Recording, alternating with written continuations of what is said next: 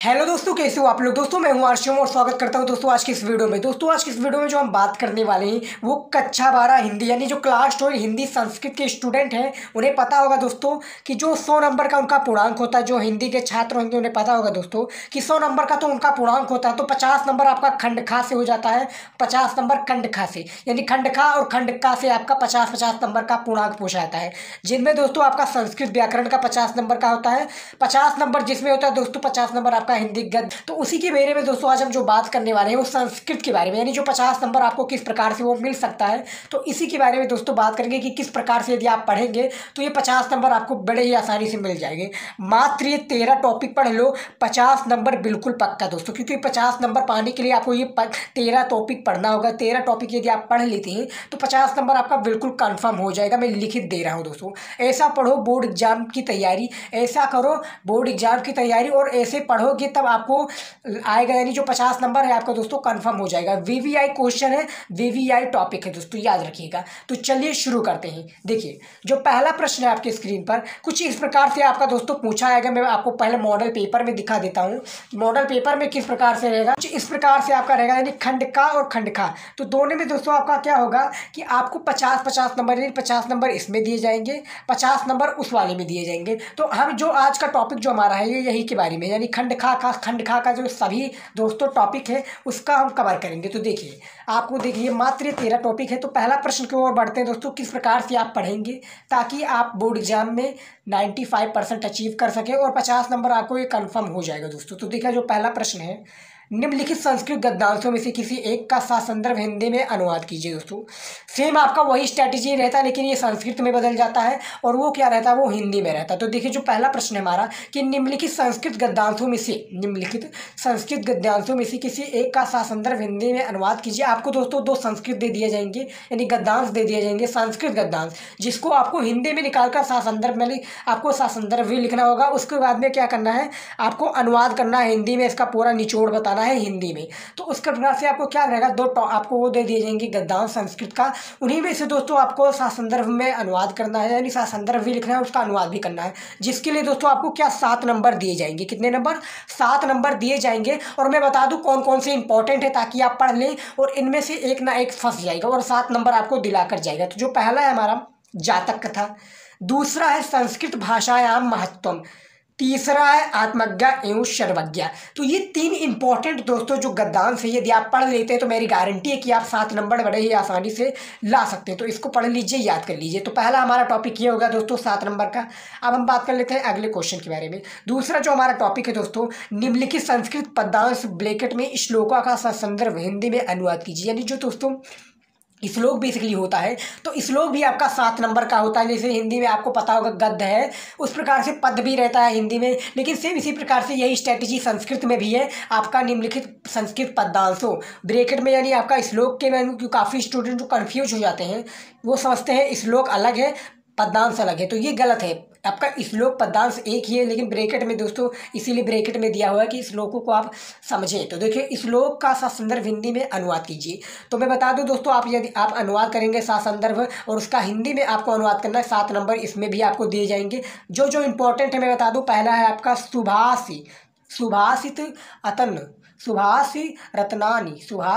रत्नानी, ये पहला आपका। दूसरा है जातक कथा। ये दो आपका इंपॉर्टेंट दोस्तों संस्कृत का पद्यांश याद रखिएगा। चलिए हम तीसरे टॉपिक के बारे में बात कर लेते हैं। ये सभी इंपॉर्टेंट टॉपिक है, यदि आप फॉलो करते हैं इन सभी टॉपिक को दोस्तों तो मेरी गारंटी है आप 50 नंबर बड़े ही आसानी से ला सकते हैं यदि आप इन सबको पढ़ लेते हैं। तो देखिए जो तीसरा है, निम्नलिखित में से किन्हीं 2 प्रश्नों के उत्तर संस्कृत में, देखिए किन्हीं 2 प्रश्नों के उत्तर संस्कृत में लिखिए। तो कितने नंबर में आपको दोस्तों क्या करना है, 2 प्रश्न दे दिए जाएंगे हिंदी का, उसमें आपको क्या करना है संस्कृत में उसका आंसर लिखना है। तो 2-2 नंबर का ये क्वेश्चन है, तब बेसिकली ये 4 नंबर का आपका कंप्लीट हो जाएगा। तो 2 क्वेश्चन कोई भी दे दिया जाएगा, आप जाकर संस्कृत में जो हिंदी में दोस्तों दिया होता है उसका अनुवाद करने के लिए, तो संस्कृत में आप जाइए देखिए अनुवाद करने के बारे में दिया होगा, तो आप कोई भी प्रश्न याद कर लीजिए क्योंकि कोई भी पूछ जा सकता है। तो 2-2 नंबर का एक प्रश्न रहता है, 4 नंबर इसमें भी आपका क्लियर हो गया।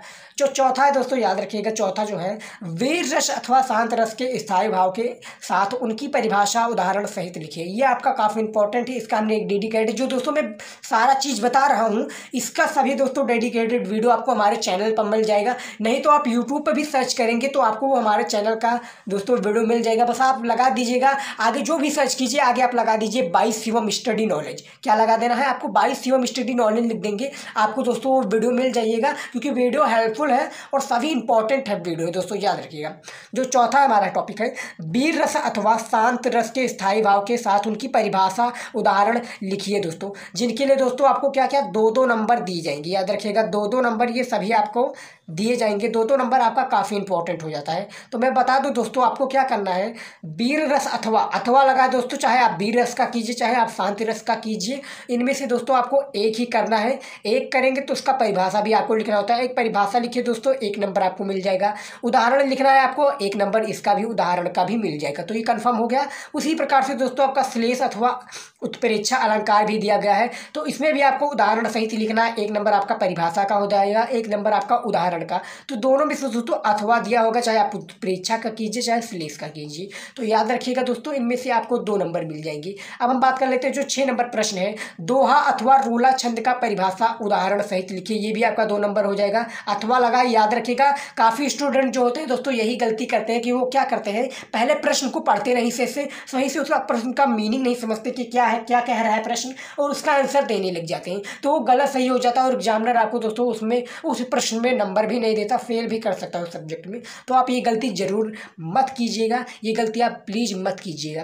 तो दोहा अथवा रोहा छंद का परिभाषा उदाहरण सहित लिखना है। 1-1 नंबर का आपका दोस्तों हो जाएगा। परिभाषा का, उदाहरण का आपका दोस्तों 1 नंबर हो जाएगा। तो ये दोस्तों आपका क्लियर हो जाता है, यानी 2 नंबर इसमें हो गए। अब हम बात कर लेते हैं दोस्तों जो अगला हमारा टॉपिक है, 7वां जो टॉपिक है दोस्तों हमारा, निम्नलिखित में से किसी एक विषय पर अपनी भाषा शैली पिन निबंध लिखिए। क्या करना है आपको दोस्तों, 4-5 दे दिए जाएंगे निबंध दोस्तों क्या करेंगे, 4-5 निबंध आपको दे देंगे और चारों पांचों में दोस्तों आपको जो भी अच्छा लगे कि हाँ मुझे ये निबंध आता है, वो निबंध आपको करना रहेगा। वो निबंध का जो दोस्तों शब्द सीमा होता है 250 शब्द मैक्सिमम, 250 शब्द मैक्सिमम होता है। लेकिन जो दोस्तों 250 शब्द काफ़ी स्टूडेंट लिख नहीं पाते, लेकिन लिख भी ले जाते हैं। तो क्या करते हैं, एग्जामिनर पढ़ता नहीं है। लेकिन आपको क्या करना है, आपको कोशिश यही करनी है कि 250 शब्दों में आप लिख पाए। 250 शब्दों में लिख पाएंगे तो जो एग्जामिनर होता है उसको वैल्यूअल कंटेंट चाहिए दोस्तों।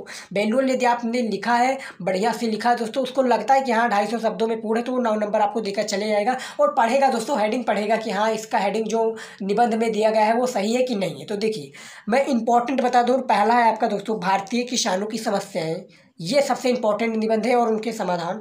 दूसरा है जनसंख्या वृद्धि की समस्या, ये सबसे इंपॉर्टेंट है। तीसरा है राष्ट्रभाषा हिंदी का भविष्य। तो दोस्तों तीनों में डिफरेंस बता दें। तीनों में पहला जो हमारा डिफरेंस कि भारतीय किसानों की बेसिकली समस्या क्या चल रही है, भी काफ़ी समस्याएं दोस्तों चल रही हैं, नई टेक्नोलॉजी नहीं आ रही हैं, हमारे किसानों के पास पहुंच रही हैं, और इनका समाधान क्या है, किस प्रकार से समाधान भी हो सकता है, इसके ऊपर डेडिकेटेड आप एक निबंध लिख सकते हैं। दूसरा है जनसंख्या वृद्धि की समस्या। दोस्तों आजकल दोस्तों जो इंडिया हमारे दूसरे नंबर कंट्री में, यानी विश्व की दूसरे नंबर कंट्री पे है इंडिया, जो सबसे तेजी जनसंख्या वृद्धि कर रहा है दोस्तों। पहले नंबर पर चीन है, लेकिन दूसरा जो है जनसंख्या वृद्धि की समस्या ये है। तो दूसरे नंबर पर हमारा है, आने वाले वक्त में दोस्तों पहले नंबर पर हमारा इंडिया हो जाएगा जनसंख्या के मामलों में। तीसरा दोस्तों राष्ट्रभाषा हिंदी का भविष्य, यानी धीरे धीरे दोस्तों जो हिंदी भाषा है वो लिप्त होने जा रही है, और हिंदी भाषा बोलने में काफ़ी लोगों की क्या होती है दोस्तों, वो अपना बेइज्जती महसूस करते हैं, परेशानी भी होती है दोस्तों। तो हिंदी भाषा दोस्तों धीरे धीरे लुप्त हो जाती है, सब इंग्लिश का प्रयोग कर रहे हैं। तो हिंदी जो राष्ट्रभाषा हिंदी है दोस्तों, इस पर एक डेडिकेटेड आपको निबंध लिखना होगा, जिनके लिए दोस्तों आपको 9 नंबर आपको दिए जाएंगे। ये काफ़ी इंपॉर्टेंट है, 9 नंबर आपको दिए जाएंगे इन सभी टॉपिक पर लिखने के लिए। तो निबंध काफ़ी इंपॉर्टेंट है। इन तीनों में से यदि आप कोई भी याद कर लेंगे, यानी तीनों याद कर लेना है, तीनों में से एक ना एक तो आपका फंस जाएगा। उसके बाद में हम बात कर लेते हैं प्रश्न नंबर 9 की, अभ्युदय का संधि विच्छेद होगा दोस्तों। अब हम बात कर लेते हैं संधि विच्छेद के बारे में। आपका संधि विच्छेद भी काफ़ी बोर्ड एग्जाम में पूछा आता है, और संधि विच्छेद में क्या होता है बेसिकली, संधि विच्छेद में आपको 2 या 3 दोस्तों छंद विच्छेद दे दिया जाएगा, 1-1 नंबर का रहेगा, यानी ऑब्जेक्टिव क्वेश्चन के तौर पर यही पूछ लिया जाता है। तो देखिए जो संस्कृत में रहता है, अभ्युदय का संधि विच्छेद क्या होगा, 4 ऑप्शन आपको सेम इसी प्रकार से दिए जाएंगे। ए है आपका, बी ऐसे सेम आपका ये दे दिया जाएगा 4 ऑप्शन, चारों में से जो आपको लगे कि राइट आंसर है उसका आप राइट आंसर लिख देंगे। तो जो अभ्युदय का संधि विच्छेद जैसे मुझे मालूम है दोस्तों, प्लस उदय, इसका संधि विच्छेद हो जाएगा अभुदया का। तो ये तो मुझे मालूम था, 1 नंबर मुझे दे दिया गया। सेम आपका 3 इसी प्रकार से संधि विच्छेद पूछ लिया जाएगा बोर्ड एग्जाम में, जो एग्जामिनर के द्वारा 3 नंबर का होता है, यानी एक नंबर का होगा, 3 नंबर आपको इसमें भी कन्फर्म हो गया। तो ये संधि विच्छेद भी हो गया, 8वां टॉपिक था। अब हम बात कर लेते हैं 9th नंबर टॉपिक के बारे में। काफ़ी इंपॉर्टेंट टॉपिक है, वीडियो को शेयर नहीं किया तो दोस्तों अपने दोस्तों के साथ शेयर कर दीजिएगा। अपने रिलेटिव भाई बहन जो भी आपके साथ पढ़ते हों, जो भी हैं दोस्तों आपकी क्लास में हों, उनको आप वीडियो शेयर कीजिएगा, क्योंकि वीडियो यदि आप शेयर करेंगे तो हमें मोटिवेशन मिलेगा।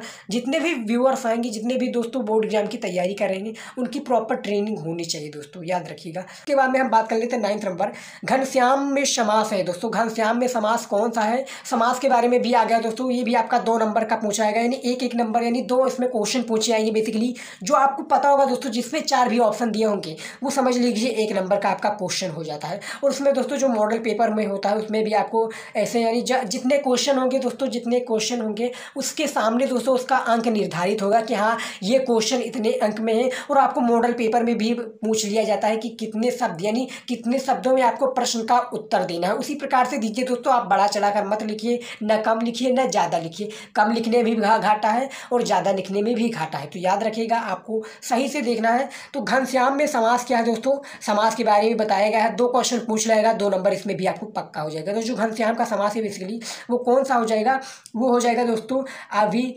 देखिए अविर्भाव समास, अविर्भाव समास, ये घनश्याम का समास बेसिकली हो जाएगा। अब हम बात करते हैं प्रश्न नंबर 10 के बारे में, यानी टॉपिक जो हमारा 10 है।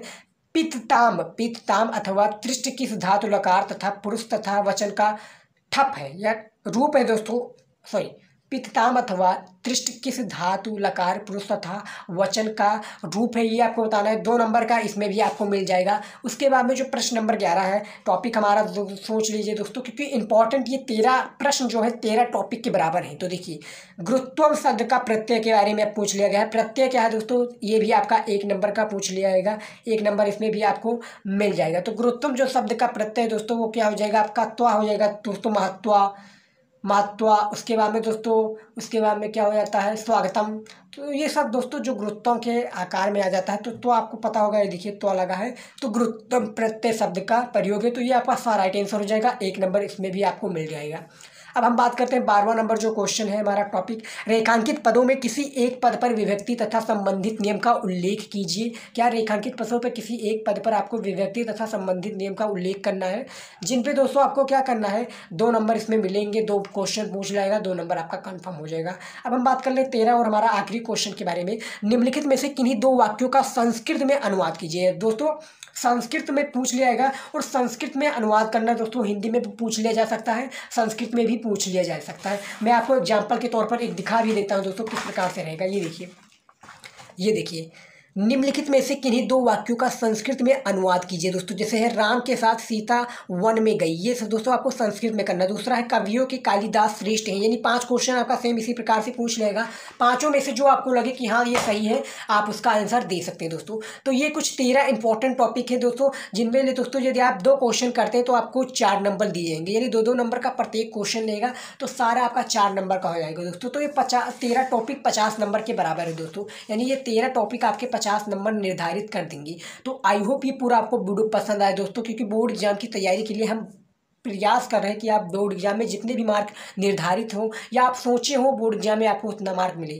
तो ये सभी दोस्तों 13 इंपॉर्टेंट टॉपिक है। वीडियो को शेयर करना मत भूलिएगा, वीडियो को लाइक कीजिएगा, चैनल पर आएगा हमारे चैनल को सब्सक्राइब कर दीजिए। अभी चैनल को आप सब्सक्राइब कर लीजिए, हम बोर्ड एग्जाम की प्रॉपर ट्रेनिंग करा रहे हैं। तो मिलते हैं दोस्तों नेक्स्ट वीडियो में, तब तक के लिए गुड बाय, जय हिंद, पढ़ते रहिए, बढ़ते रहिए।